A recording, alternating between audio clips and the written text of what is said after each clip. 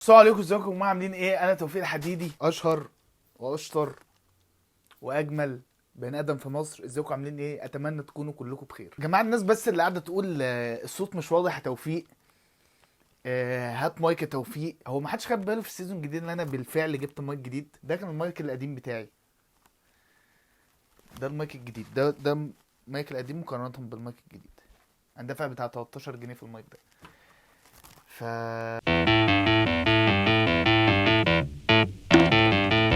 حد عارف لما حد يموت في بيت او في فيلا او في اي حته، فالناس تخاف تروح المكان ده تاني علشان بيبداوا بقى يقولوا على المكان ده ان هو مسكون، فخلاص بقى ما حدش بيروح. كل الناس بتتعظ انها ما تروحش هناك. يعني بتقول مثلا ايه؟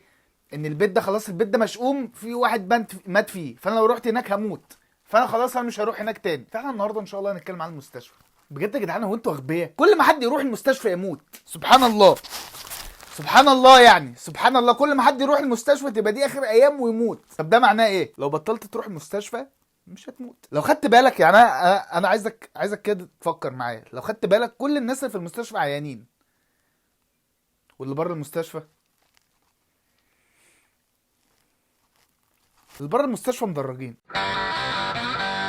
المستشفيات، اول مستشفى في العالم، اول مستشفى اكتشفت سنة 805 ميلاديا. ده معناه ان المشاهير سنة 804 كانوا بيدفعوا الضرايب عادي. ولو خدت بالك، كل الشغل اللي بيجي المستشفى بيكون ديليفري. يعني الدكتور لما يعوز يشتغل اتصل بقى بالخط بتاع الدكاتره. يعني هو في الخط بتاع الناس المرضى، وفي خط بقى بتاع الدكاتره، بيبقى 611 مثلا او حاجه. فبيكلمه بقى يعمل اوردر بقى ان هو بقى دلوقتي بقى هو عايز يشتغل بقى. فبيقول الو السلام عليكم، بعد حضرتك بس كنت عايز واحد مقلوب على الدائري.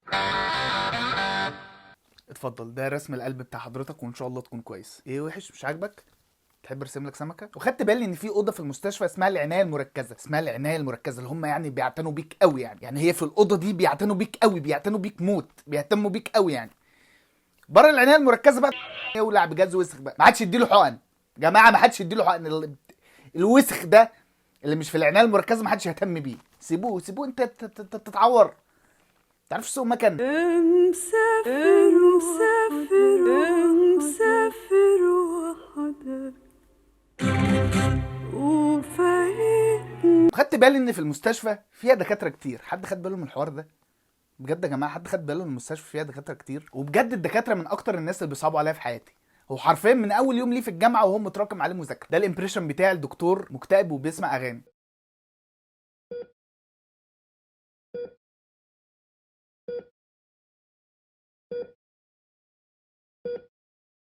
ولو حد خد باله، كل الدكاتره بتلبس ابيض.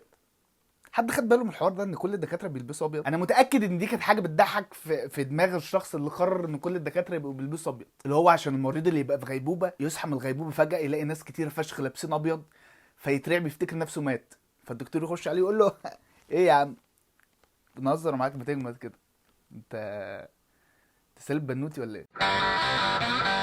والممرضات اسمهم ملاك الرحمه. ده تحسه اسم جمعيه اتحاد عماره بنفسك. والدكتور زمان كان اسمه حكيم، وده كنت تروح له زمان وانت بطنك وجعاك، تخرج من عنده برضه وانت بطنك وجعاك، بس معاك حته دين حكمه، معاك حته حكمه اللي هي من الحكم دي اللي انت تحطها حلقه في ودنك اليمين، عشان ما ينفعش تحطها حلقه في ودنك الشمال، عشان غالبا لو طلعت للناس وانت حاطط الحكمه اللي الحكيم لسه مديها لك دي حلقه في ودنك الشمال، الناس جوه يفتكروك شاذ. الحكيم كان جوه. ده الحلاقين زمان كانوا بيقولوا على نفسهم دكاتره. يعني هو زمان كان بيبقى الراجل من دول فاتح صالون حلاقه، والناس كانت بتيجي تتعالج عنده عامه. يعني بحس ان ده جنون العظمه اللي بيجي لك بعد ما تدرج عامه يعني. وقبل اختراع الطب اللي احنا عارفينه دلوقتي، كان في حاجه اسمها الطب الشرقي، وده كان الطب في الرحاب. بهزر اكيد. الطب الشرقي ده كان الطب اللي هو بتاع جدتك. جدتي انا حاسس ان انا ابتدى يجي لي الصداع الوراثي. انت ابن مين؟ ولو انا دكتور وعندي عياده، هسمي عيادتي دوك دور. الدوك دور. ولو انا اسمي سيف بشتغل في الطب النفسي وعندي عياده ومش عارف اسميها ايه، هسميها عياده دكتور سيف للامراض النفسيه. تقدر دلوقتي تيجي تتعالج عندنا. اول كشف ب 50 جنيه، تاني كشف ب 150 جنيه، تالت كشف ب 250 جنيه. كل ده اكتبه في اليافطه يعني. او ممكن اسميها سيف سبيس. وخدت بالي ان كلمه طبيب مشتقه من كلمه طب. حد خد باله من حد خد باله ان كلمه طبيب مشتقه من كلمه طب؟ على كده بقى يعني خريج الهندسه المفروض يبقى اسمه هنديب. ودي تحسها حاجه بيقولها واحد من قوسنا. هنديب 2 داتو، وخريج معهد الثروه السمكيه بقى المفروض يعني لما يتخرج بقى يبقى مركب او حاجه. انا بجد ما عنديش ادنى فكره خريج معهد الثروه السمكيه بيشتغل ايه. ده الامبريشن بتاعي الخريج معهد الثروه السمكيه لو دخل على مراته لقاها بتخونه.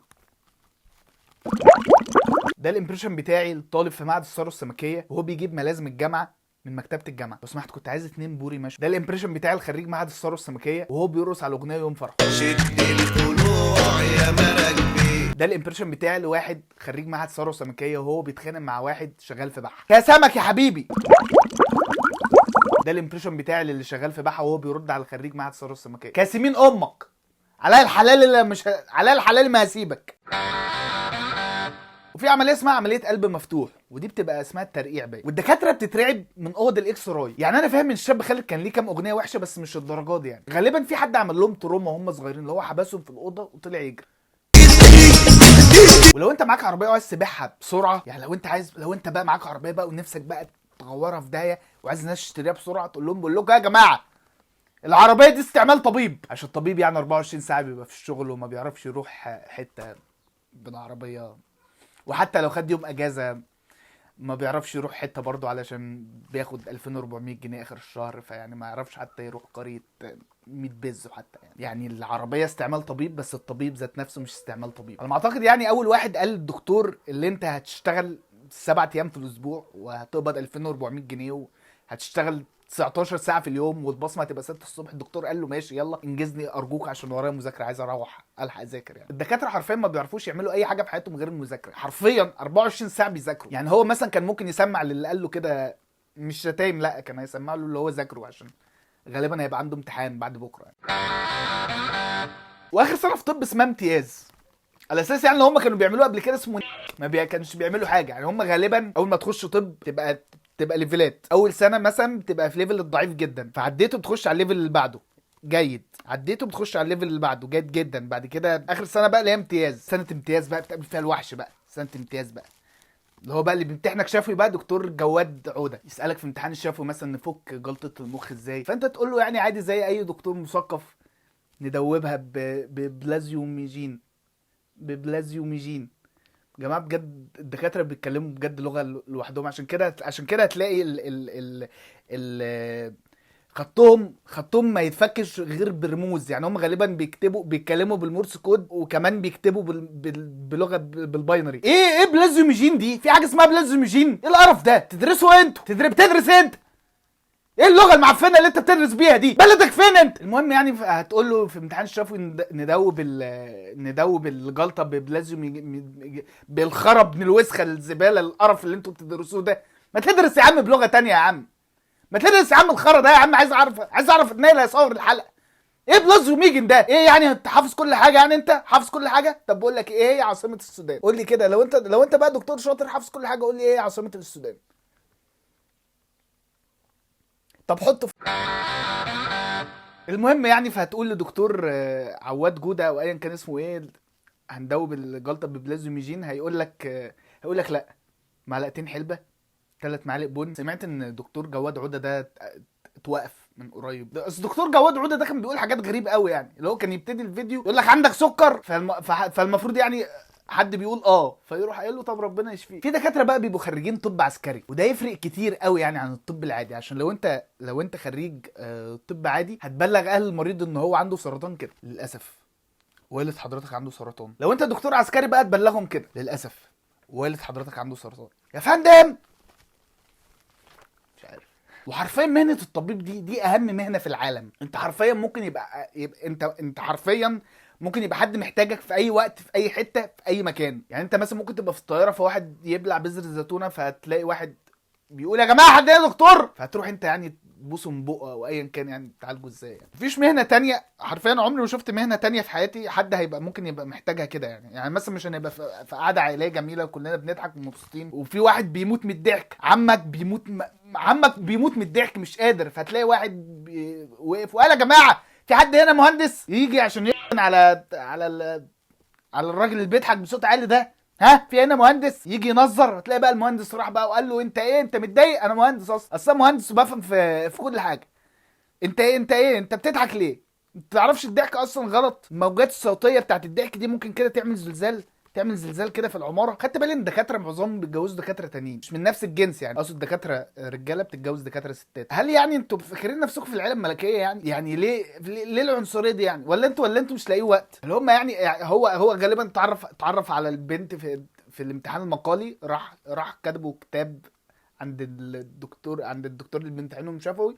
بعد كده قضوا شهر العسل في الكافيتيريا 23 دقيقة، وبعد كده طلعوا تاني يذاكروا علشان مستعجلين. واحسن دكاترة تتعالج عندهم مش الدكاترة الصغيرين، هم الدكاترة العواجيز اللي هم بقالهم 60 سنة اطباء.